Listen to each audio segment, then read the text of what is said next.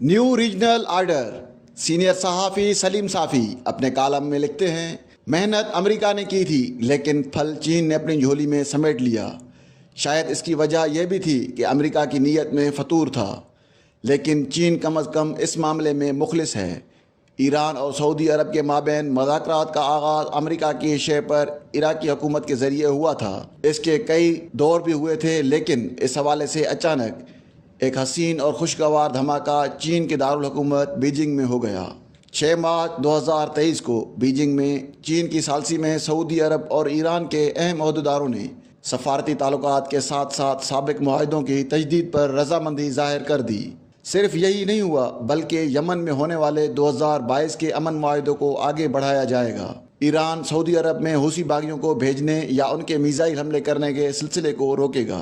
GCC ममालिक के साथ ईरान की तजारत बढ़ाई जाएगी, जबकि रीजनल सिक्योरिटी फ्रेमवर्क बनाने के लिए मुज़ाकरात का आगाज़ होगा और इस अमल की निगरानी और सालसी चीन करेगा।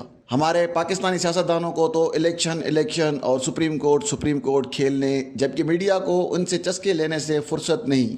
लेकिन हकीकत यह है कि चीन की सालसी में ईरान और सऊदी अरब का मुआहदा इस खित्ते बल्कि दुनिया के लिए किसी बड़े इनकलाब से कम नहीं, और मोहतात अल्फाज में हम इसे न्यू रीजनल गेम का नाम दे सकते हैं। इसका असर पाकिस्तान पर भी पड़ेगा, अफ़गानिस्तान पर भी, यमन पर भी, शाम, इराक़, लेबनान, बहरीन पर भी, और किसी हद तक UAE और ओमान जैसे ममालिक पर भी। किसी पर कम और किसी पर ज़्यादा, लेकिन हकीकत यह है कि मज़कूरा तमाम ममालिक में ईरान और सऊदी अरब की प्रॉक्सी जंग जारी थी, और जब इन दोनों ममालिक की सुलह हो जाएगी तो रफ्ता रफ्ता खुद ब खुद इन ममालिक में भी ये जंगें ख़त्म हो जाएंगी। पाकिस्तान इन दो ममालिक की प्रॉक्सी वार की वजह से फ़िरका वारियत और दहशत गर्दी का शिकार रहा, बल्कि सफारती और तजारती हवालों से भी हमा वक्त पाकिस्तान उलझन का शिकार रहता। पाकिस्तान किसी हवाले से ईरान के करीब जाता तो सऊदी अरब नाराज़ हो जाता, और सऊदी अरब से कुर्बत बढ़ाता तो ईरान बिगड़ जाता, सऊदी अरब से कुर्बत बढ़ाता तो ईरान भड़क जाता। हालांकि पाकिस्तान के लिए दोनों से खारजा ताल्लुकात कायम रखना मजबूरी है। ईरान पड़ोसी है और पाकिस्तान में एक बड़ी तादाद अहले तशी की रहती है जो ईरान से हमदर्दी रखते हैं। दूसरी तरफ सऊदी अरब अल्लाह और उसके रसूल का घर होने की वजह से हर पाकिस्तानी के लिए अकीदत का महवर है। पाकिस्तान में सबसे ज़्यादा ज़र मुबादला सऊदी अरब से आता है, जबकि हर मुश्किल वक्त में पाकिस्तान की सबसे ज़्यादा मदद करने वाला मुल्क भी सऊदी अरब है।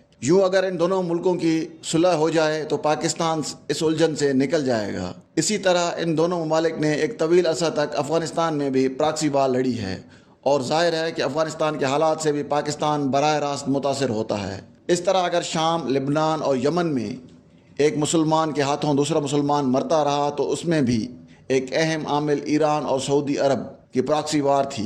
बल्कि इराक़ में भी शायद अमेरिकी कब्ज़े के दौरान इतने इराकी नहीं मरे थे जितने के बाद में फ़िरका वाराना जंगों में मरे, और ज़ाहिर है कि इसका एक अहम आमिल भी यही था कि ईरान इराक़ में अपना असर व रसूख बढ़ाना चाहता था, जबकि सऊदी अरब अपना।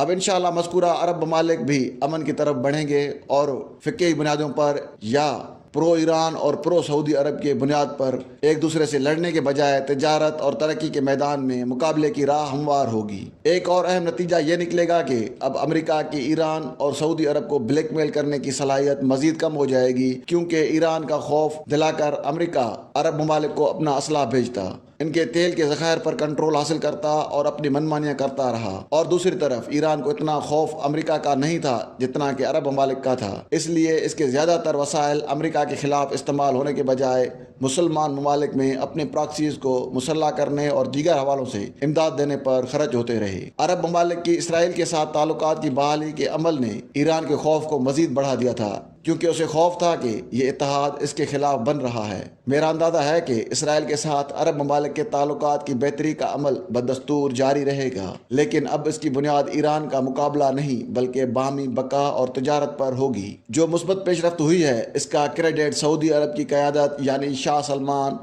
और क्राउन प्रिंस मोहम्मद बिन सलमान या फिर ईरानी क़यादत को जाता है कि इन्होंने नए ज़मीनी हक़ाइक़ को तस्लीम किया और ये जान गए कि बाहमी दुश्मनी से दोनों फरीकों को नुकसान हो रहा है لیکن اس حوالے سے چینی قیادت کی بصیرت کو بھی داد دیے بغیر نہیں رہا جا سکتا۔ جو کچھ ہوا اسے لگتا ہے کہ ایک عرصے سے چین اس معاملے میں خاموشی کے ساتھ سرگرم تھا۔ اصل کام چینی صدر کے دورہ سعودی عرب اور پھر ایرانی صدر کے دورہ چین کے دوران اور خفیہ سفارتکاری کے ذریعے پس پردہ اس حوالے سے بہت کام ہوا۔ سعودی عرب، ایران اور عرب ممالک سے بڑھ کر یہ چین کی کامیابی ہے، اور اس عمل کے ذریعے اس نے امریکہ کو یہ پیغام دیا کہ اگر دنیا نہیں تو کم از کم اس خطے کی مہار اب امریکہ نہیں بلکہ چین کے پاس رہے گی۔ چین اب تو بڑے تیزی کے ساتھ سعودی عرب اور دیگر عرب ممالک میں سرمایہ کاری کر رہا ہے، اور دوسری طرف اس کے ایران سے بھی قریبی تعلقات ہیں۔ اسی طرح سعودی عرب نے امریکہ کو آنکھیں دکھا کر چین کی ثالثی میں ایران سے تعلقات بہتر کرنے کا آغاز کر کے امریکہ کو یہ پیغام دیا ہے کہ وہ زیادہ تنگ کرے گا تو اس کے جواب میں نئے آپشن یعنی چین کا انتخاب کیا جائے گا۔